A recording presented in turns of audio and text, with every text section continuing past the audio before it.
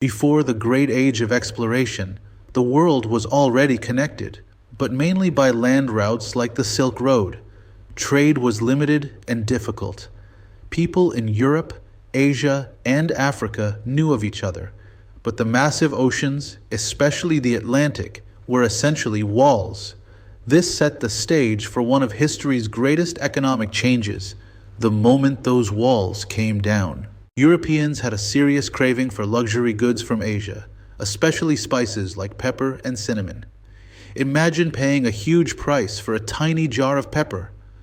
That's because these goods traveled thousands of miles, passing through many different middlemen, merchants who each took a profit.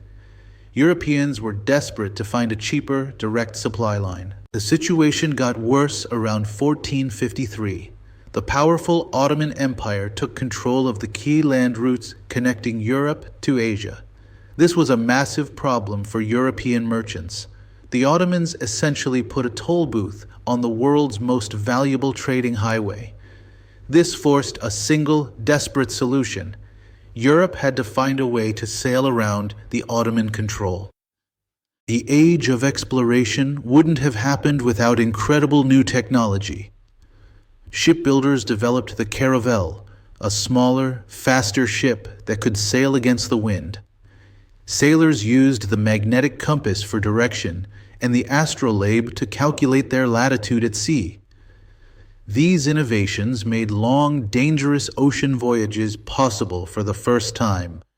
The little nation of Portugal took the lead. Prince Henry the Navigator started funding voyages down the West African coast. His goal was purely economic: find gold and a sea route to India. These voyages didn't just establish trade posts, they also tragically established the first routes for the transatlantic slave trade, intertwining early commerce with brutal exploitation. In 1498, Portuguese explorer Vasco da Gama finally achieved the goal. He sailed all the way around Africa to Calicut, India. This one voyage completely changed the world's economy. Suddenly, Portugal could bring spices to Europe much cheaper than the Italian or Ottoman merchants. This gave Portugal a temporary monopoly on the most profitable trade in the world. Not to be outdone, Spain funded Christopher Columbus to try finding a shortcut by sailing west. Columbus never reached Asia, but in 1492 he discovered the Americas, opening up a whole new world of resources to European powers. This accident completely rewrote global trade and economic history forever. Competition between Spain and Portugal was fierce. To prevent war, the two nations signed the Treaty of Tordesillas in 1494, drawing an imaginary line to divide the new discoveries. Spain got everything to the west, most of the Americas, and Portugal got the east, including Brazil and routes to Africa and India. This agreement was Europe's first official attempt to carve up the global economy. The Spanish conquistadors who followed Columbus had three main motives: gold, glory, and God. But the economic incentive, gold, was paramount. They quickly conquered the wealthy Aztec and Inca empires, brutally plundering their vast stores of precious metals. This sudden, violent acquisition of wealth marked a dark beginning for the new global economy. The most valuable resource the Spanish found wasn't gold, it was silver, particularly from the huge mines in Potosi, in modern-day Bolivia. This immense flow of New World silver poured into Spain's economy. From Spain, it traveled to the rest of Europe and then to Asia to pay for spices and silk, dramatically increasing the money supply around the world. The exploration period triggered a massive economic shift in Europe known as the Commercial Revolution. Before, economic power centered around the Mediterranean, Italy. After exploration, it shifted to the Atlantic Ocean, fueling the growth of new port cities in Portugal, Spain, France, and England.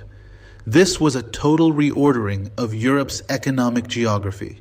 To manage their new colonies, European powers adopted mercantilism. This was a zero-sum economic policy.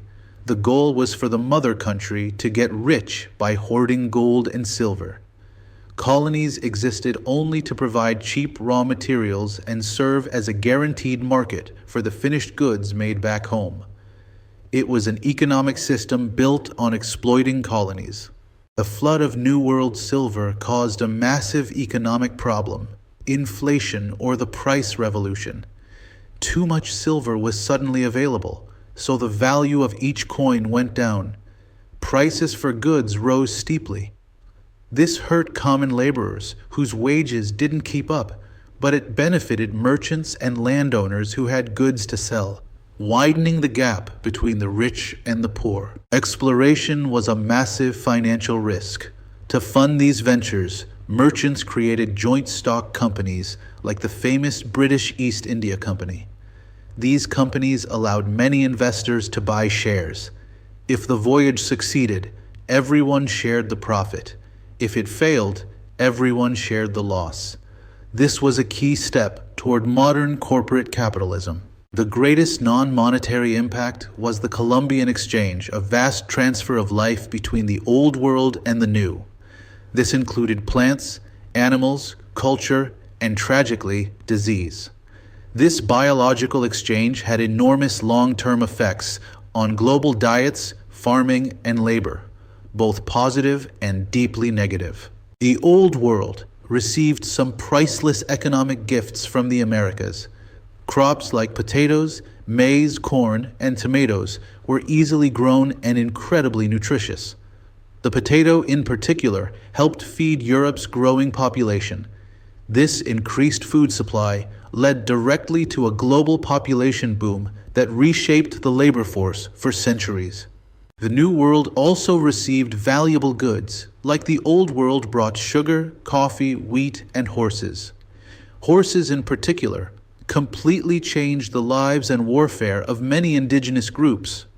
Sugar, however, became the most profitable cash crop, driving the need for massive plantations and shaping the economies of the Caribbean and South America. The massive profits from sugar and other cash crops led to a desperate need for labor. As European diseases decimated the indigenous populations, European planters began the brutal transatlantic slave trade, transporting millions of enslaved Africans to the Americas. This forced labor became the violent foundation for the wealth of the New World colonies. Exploration created the first truly globalized economy. For the first time, all 5 continents, Africa, Europe, Asia, North America, and South America, were linked in a single interconnected system of trade. This system was not equal. It established a global hierarchy where some nations got wealthy by exploiting the resources and labor of others. The impact of exploration is still felt today. It laid the foundation for modern global capitalism and created the first multinational corporations. It permanently shifted the center of world economic power from Asia to Western Europe. The legacy is a complex one, celebrated for generating wealth and condemned for the resulting economic inequality and human suffering.